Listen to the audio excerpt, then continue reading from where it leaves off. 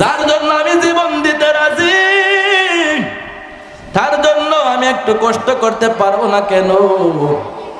এবার বেলাল রাদিয়াল্লাহু তাআলা আনহু বলেন, তাহলে আপনি আমার সাথে চলুন। এবার বেলাল রাদিয়াল্লাহু তাআলা আনহু ওই আলকামার মাকে নিয়ে আবার নবীর দরবারে গেলেন। এবার আমার নবী ডাক দিয়ে বলেন, আম্মা গো, ও মা, আপনার ছেলের অবস্থা কি? আপনার ছেলে কেমন ছিল?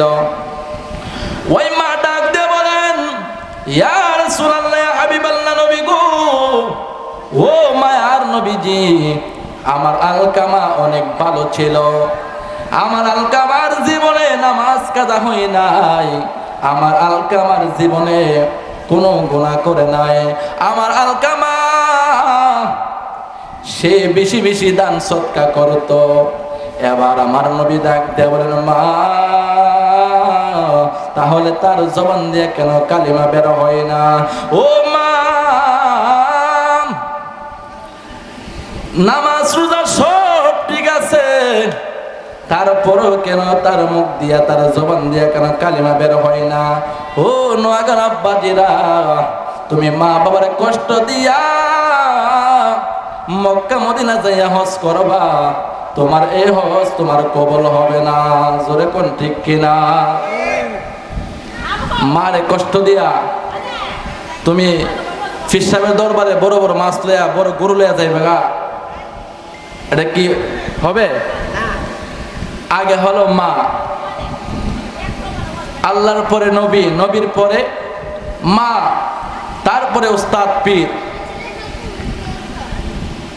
মায়ের মনে কষ্ট দিয়া তুমি যতই নামাজ রোজা করো, তোমার নামাজ রোজা কোনোদিন কবুল হবে না। কারণ মারে কষ্ট দিলে আল্লাহর আরশটা কাঁপা ওঠে।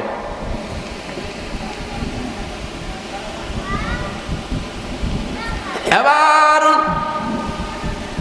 বেলাল রাদিয়াল্লাহু তাআলা আনহু ওই আলকামার মাকে নিয়ে আসলেন। আমার নবী ওই আলকামার মাকে ডাক দিয়া বলেন, ও আম্মা, তাহলে সে কেন কালিমা পড়তে পারে না?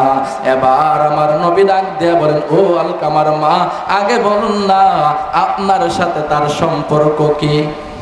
এবার আলকামার মা ডাক দিয়া বলেন, নবীজি, ও মায়ার নবীজি, আমার সাথে আলকামার সম্পর্ক হলো, আমার সাথে আমাকে আলকামা আমার কথা শোনে না, সে আমাকে অনেক কষ্ট দিছে। আমার নবী ডাক দিয়ে বলেন, কি কষ্ট দিয়েছে? ওই আলকামার মা ডাক দিয়া বলেন, ও মায়ার নবীজি, ওই আলকামা তার বউয়ের কথা শুনতো, কিন্তু আমি মায়ের কথা শুনতো না, এই জন্য আমি অনেক কষ্ট পাইছি, আমি তার প্রতি অসন্তুষ্টি। এবার আমার নবী ডাক দেয়া বললেন, আম্মা, আপনার সন্তানকে আপনি মাফ করে দেন। ওই মা ডাক দেয়া বলে, নবী গো, ও মায়া নবীজি, ওই আলকামার আমি মাফ করতে পারবো না, কারণ সে আমার এমন কষ্ট দিছে যে কষ্টটা মাফ করার মতো না। এবার আমার নবী ডাক দেবে, সাহাবীরা, ও সাহাবায়ে কেরাম, তোমরা কাঠ নিয়ে আসো, লাকড়ি নিয়ে আসো, আমি ওই আলকামারে আগুন দিয়া পুড়াইয়া জ্বালাইয়া ফেলবো।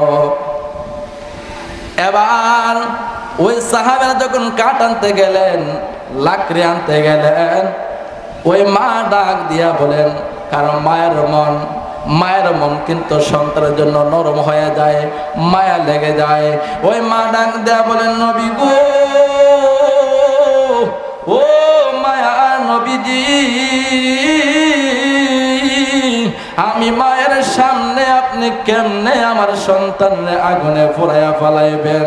ও নবীজি, আমি তো এটা সহ্য করতে পারবো না। ও মায়ার নবীজি, আমি তো এটা সহ্য করতে পারবো না। আমার নবী ডাক দেয়া বলেন, আলকামার মা,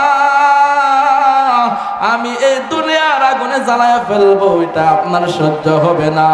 আমার আল্লাহ পাক যে মরণের পরে তারে জাহান্নামের আগুন দিয়ে জ্বালাইবো, তখন আপনি সহ্য করবেন কেমনে? ওই মা ডাক দেয়া বলে, নবীজি আমি আমার আলকামারে মাফ কইরা দিলাম। বলেন না সুবহানাল্লাহ।